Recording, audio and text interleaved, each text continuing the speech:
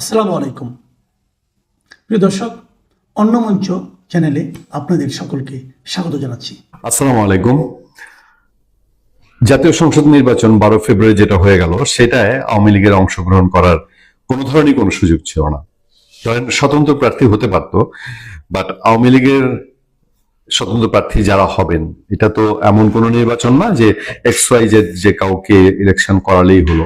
মানে পুরো বাস্তবতাটাই ছিল আওয়ামী লীগ নামে বা আওয়ামী লীগের গন্ধ আছে এমন কেউ নির্বাচন অংশ নেবে, তাহলে ইউনূস সরকার সাথে সাথে জেলে ভরতো। কারণ আমরা টুকটাক উদাহরণ দেখেছি, আমরা 2-3 জন স্বতন্ত্র প্রার্থী দেখেছি। ইভেন আওয়ামী লীগের সাবেক এক নেতাও ইলেকশন করতে গেছে, তাকেও জেলে যেতে হয়েছে। আর বাস্তবতা ইউনূস সরকার কি বলবো, বিএনপি সরকারের সময় এসেও তো এই এক সুপ্রিম কোর্ট বার অ্যাসোসিয়েশন নির্বাচনে আওয়ামী লীগকে নির্বাচন করতে দেওয়া হয়নি। ফলে জাতীয় নির্বাচন বা এই কেন্দ্রীয় বারের নির্বাচন, এই নির্বাচন এবং স্থানীয় নির্বাচনের মধ্যে একটি পার্থক্য আছে। আপনারা জানেন যে বাংলাদেশের স্থানীয় সরকারের ম্যাক্সিমাম উইং এ এক ইউনিয়ন কাউন্সিল চেয়ারম্যান ছাড়া আর বাদ বাকি সব পৌরসভা বলেন, জেলা পরিষদ বলেন বা অন্যান্য যে উপজেলা পরিষদ বলেন, সব জায়গায় এখন ফাঁকা হয়ে আছে, কোথাও কোনো জনপ্রতিনিধি নেই। বর্তমান সরকার দায়িত্ব নেওয়ার পরেই বেশ কিছু প্রশাসক নিয়োগ করলো, যা নিয়ে ব্যাপক আলোচনা সমালোচনা হয়েছে এবং স্বাভাবিকভাবে প্রশ্ন উঠেছে যে এই সরকারও কি আগের সরকারের ধারাবাহিকতায় তারা দলীয়করণের দিকেই ঝুঁকলো কিনা। নিশ্চিতভাবে এটা একটা বড় দলীয়করণ এবং এই ট্রেডিশন থেকে বাংলাদেশ বের হয়ে আসতে পারছে না। এই সময় এসে সরকার সিদ্ধান্ত নিয়েছে দুটি। একটা হলো যে দ্রুত তারা স্থানীয় সরকার নির্বাচন করবে এবং স্বাভাবিকভাবে বিএনপিতেও ওই অনুকূল পরিবেশে বিএনপির আগে যারা আওয়ামী লীগ সরকারের সময়ে অনেক জনপ্রিয় মানুষ, তারা শুধু বিএনপি করার কারণে জনপ্রতিনিধি হতে পারে নাই, ইলেকশন করতে পারে নাই, ইলেকশন করলেও হেনস্থার শিকার হয়েছে, হয়রানির শিকার হয়েছে। তারা তো অধীর আগ্রহে অপেক্ষা করছে তাদের সরকার এখন স্থানীয় সরকার নির্বাচন হবে। তারা এবং কোথাও কোথাও উপজেলা নির্বাচন কে করবে, পৌর নির্বাচন কে করবে, এগুলো ভাগ বাটোয়ারা হচ্ছে, কোথাও কোথাও প্রতিযোগিতাও হচ্ছে। সুতরাং স্থানীয় সরকার নির্বাচন বিএনপি সরকার দিবে, এটা একটা সিদ্ধান্ত তারা নিয়েছে। আরেকটা সিদ্ধান্ত নিয়েছে যে আওয়ামী লীগ যে একটা ভয়ঙ্কর হঠকারী সিদ্ধান্ত নিয়েছিল স্থানীয় সরকার নির্বাচন নিয়ে, যে ওই নির্বাচনে দলীয় প্রতীক দেওয়া হয়েছিল, এবার সেই দলীয় প্রতীকটা থাকবে না।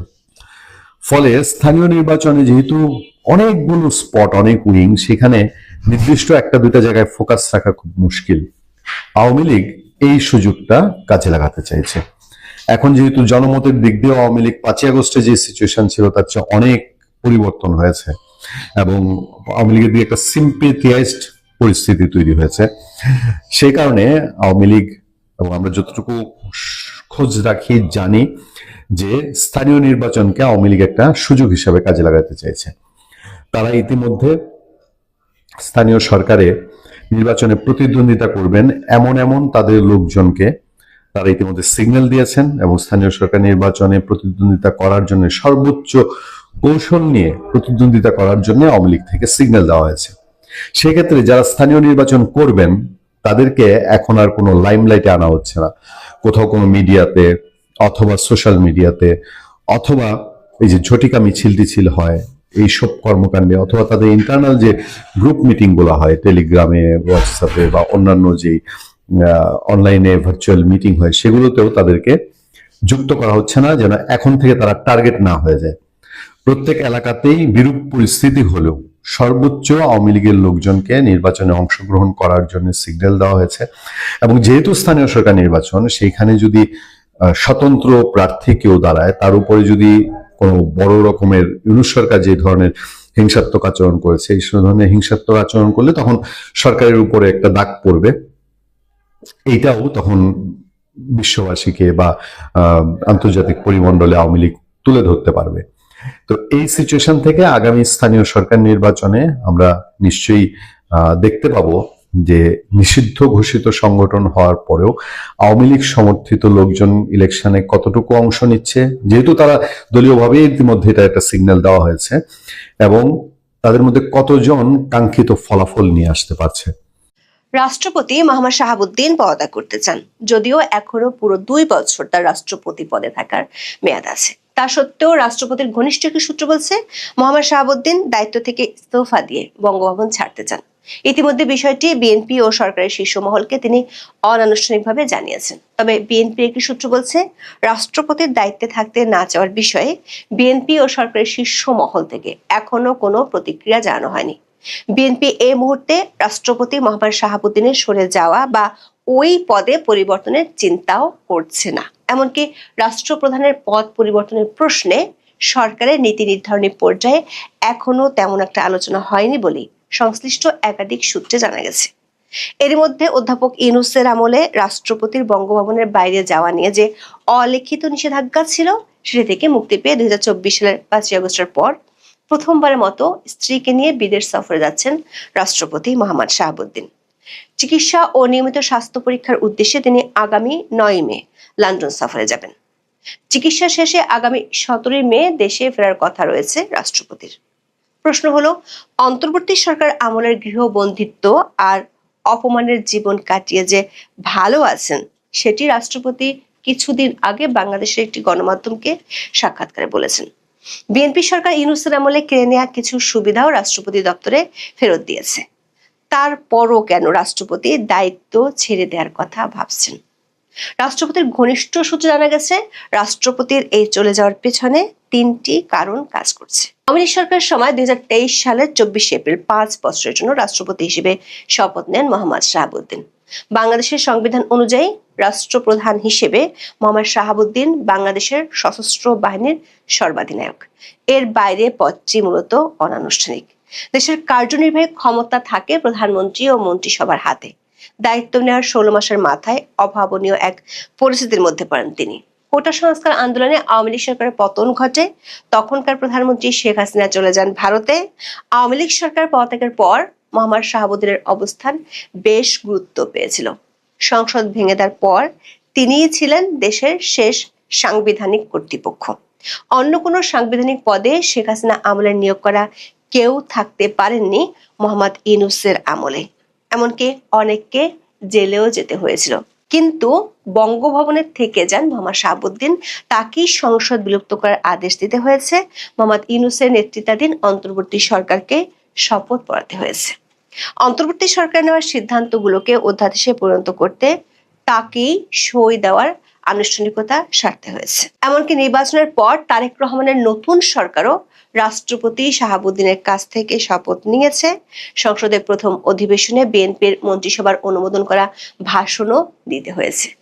মোহাম্মদ ইউনূসের আমলে তিনি যে বেশ চাপের মধ্যে ছিলেন এবং এক ধরনের বঙ্গভবনের 4 দেয়ালের মধ্যে বন্দী ছিলেন, তা নিয়ে নিজের মুখে প্রথম বোমা ফাটান ত্রয়োদশ জাতীয় সংসদ নির্বাচনের তফসিল ঘোষণার দিনই। 2025 সালের 11 ডিসেম্বর আন্তর্জাতিক সংবাদ মাধ্যম রয়টার্সকে হোয়াটসঅ্যাপে দেয়া এক সাক্ষাৎকারে জানিয়েছিলেন, তাকে ঘিরে মোহাম্মদ ইউনূস সরকারের কর্মকাণ্ডে তিনি অপমান বোধ করেছেন। সেজন্য ফেব্রুয়ারির সংসদ নির্বাচনের পর নিজের পদ থেকে সরে যেতে চান বলে নিজেই বলেছিলেন।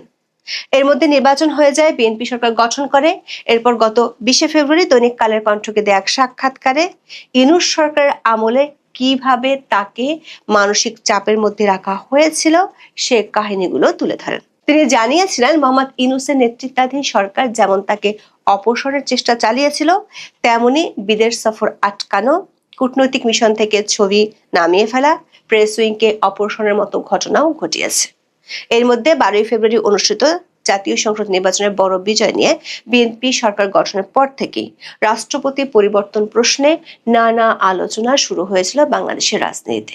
এমনকি বিএনপির কারা রাষ্ট্রপতি হতে পারেন এমন অনেক নাম দিয়ে খবরও প্রকাশিত হয়েছিল সংবাদ মাধ্যমে।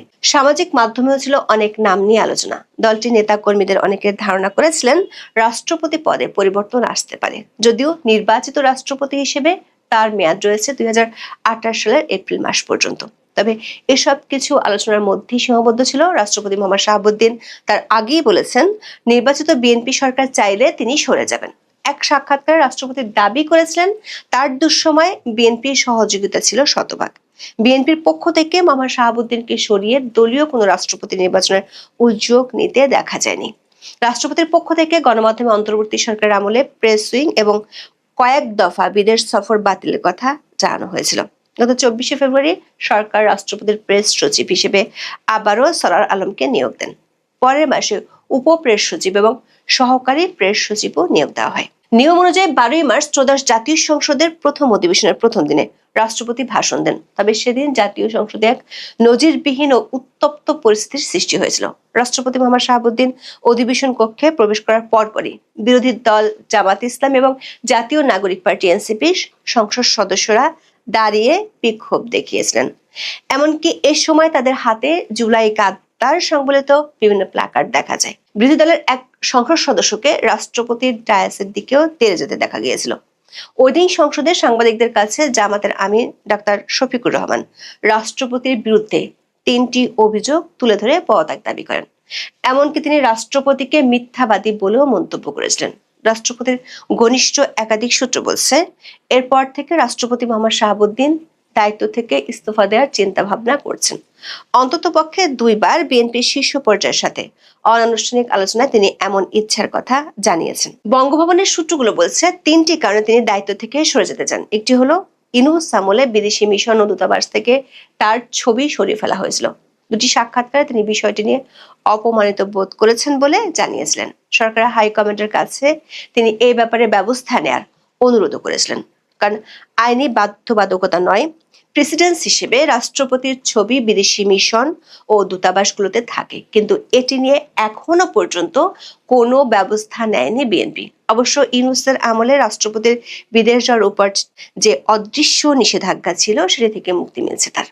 2024 সালের 5ই আগস্টের পর প্রথমবারের মতো দেশের বাইরে সফরে যাচ্ছেন তিনি।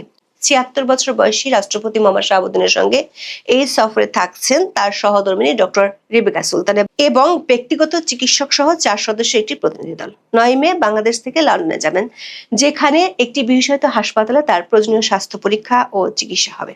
আগামী 17 মে তার দেশে ফেরার সম্ভাবনা রয়েছে। 1975 সালের প্রেসিডেন্টস রিমিনারেশন অ্যান্ড প্রিভিলেজ অ্যাক্টের 12 নম্বর অনুচ্ছেদ অনুযায়ী প্রেসিডেন্ট নিজের ছুটি নিজেই মঞ্জুর করেন। স্বাস্থ্য বা ব্যক্তিগত কারণে তিনি সর্বোচ্চ 4 মাসের ছুটিতে থাকতে পারেন। তবে ছুটিতে যাওয়ার আগে সেটি অবশ্যই জাতীয় সংসদের স্পিকারকে জানাতে হয়। রাষ্ট্রপতির কার্যালয় থেকে জানা গেছে ইতিমধ্যে এ বিষয়ে প্রক্রিয়া শেষ করা হয়েছে। দর্শক, প্রায় 2 বছর পর চিকিৎসা সেবা নিতে বিদেশ যাচ্ছেন তিনি। 2023 সালের অক্টোবরে সিঙ্গাপুরে রাষ্ট্রপতির কার্ডিয়াক বাইপাস সার্জারি হয়েছিল। এরপর 2024 সালের মার্চ মাসে তিনি দুবাই হয়ে লন্ডনে স্বাস্থ্য পরীক্ষা করাতে যান এবং সেখান থেকে ফিরে আসেন।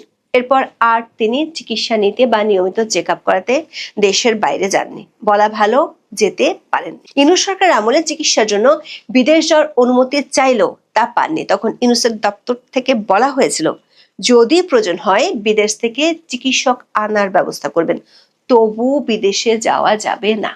লন্ডনের কেমব্রিজ পার্কওয়ে হাসপাতাল সহ বিদেশে চিকিৎসার অ্যাপয়েন্টমেন্ট থাকা সত্ত্বেও তাকে যেতে দেওয়া হয়নি।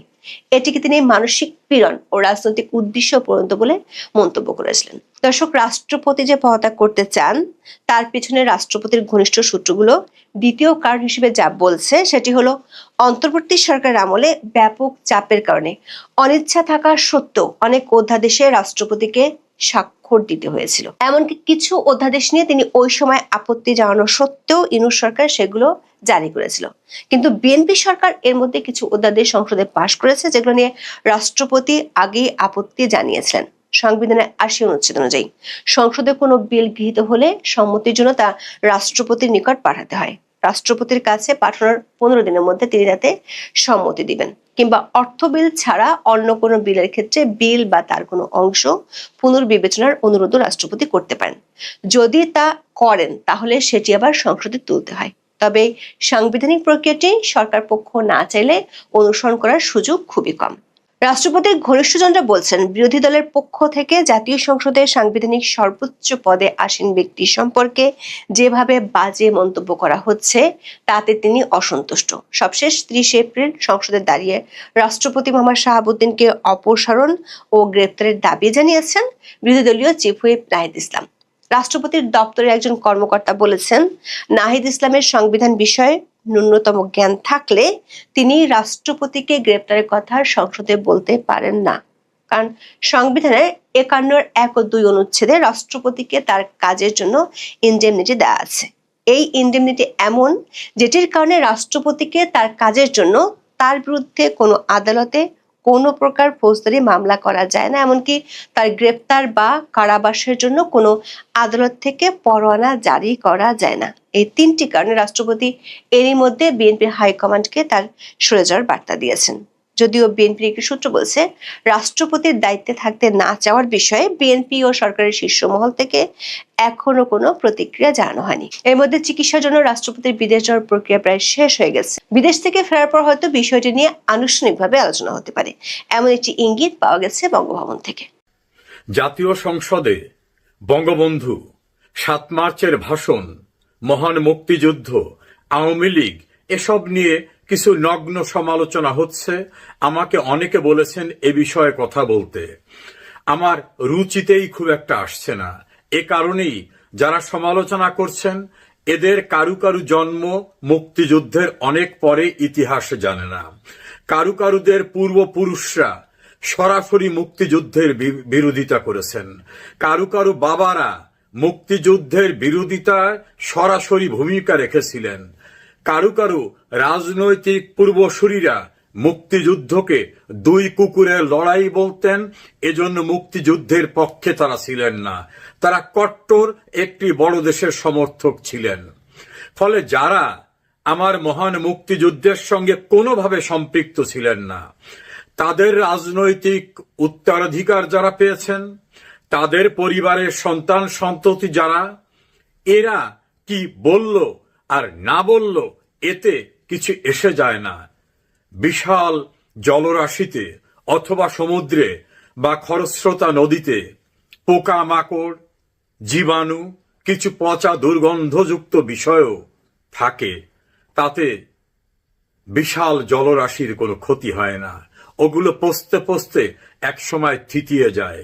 মুজিব বাহিনী, বঙ্গবন্ধু, ৭ মার্চের ভাষণ, আওয়ামী লীগের ভূমিকা, এটা নিয়ে যারা কথা বলছে তাদের অতীত খুঁজুন, তারা যে রাজনীতি করে সেটা খুঁজুন, দেখবেন আপনার সব প্রশ্নের সমাধান আপনি সেখানে পাবেন।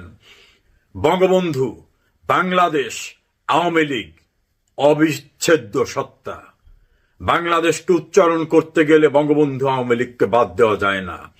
মুক্তিযোদ্ধা, মুজিব বাহিনী, মুক্তি বাহিনী একই সত্তার বিভিন্ন রকম প্রকাশ।